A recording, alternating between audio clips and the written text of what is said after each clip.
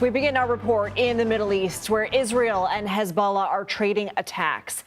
The IDF launched a round of airstrikes Thursday targeting inside Lebanon. Hezbollah has also fired strikes, killing at least 2 Israeli soldiers in northern Israel. This comes after devices, including pagers and walkie-talkies used by Hezbollah militants, exploded in Lebanon this week. At least 37 people were killed and thousands more injured. CBS News foreign correspondent Chris Livesay has the latest.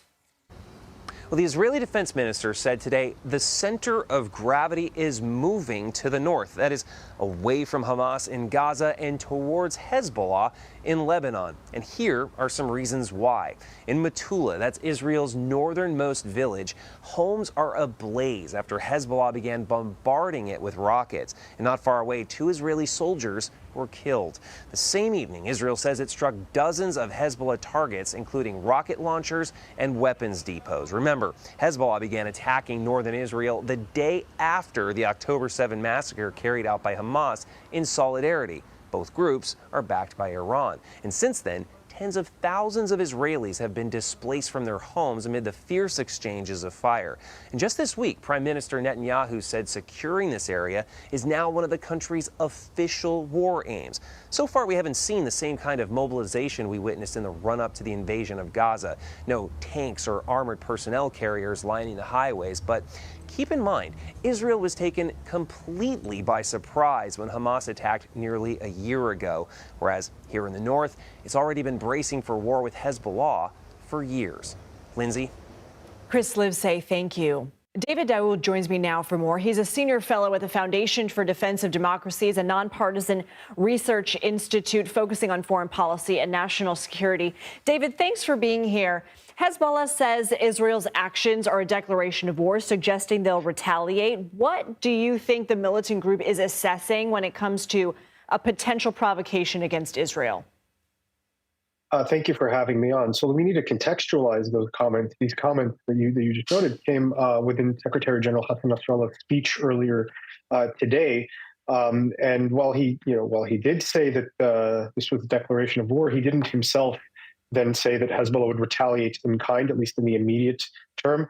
The speech was really more of a damage control, an exercise in damage control, where he tried to minimize the extent of the Israeli accomplishment, to misdirect primarily the group's followers and support base towards Hezbollah's alleged accomplishments since October 8th, when the organization began attacking Israel without provocation, and then presenting challenges to the Israelis, recommitting to Hezbollah's war aim at the outset of the war to continue attacking Israel until a prior ceasefire is achieved in Gaza, and then challenging Prime Minister Netanyahu and Defense Minister Gallant that if to try to return the citizens of northern Israel to their homes by force and not by an agreement with Hezbollah.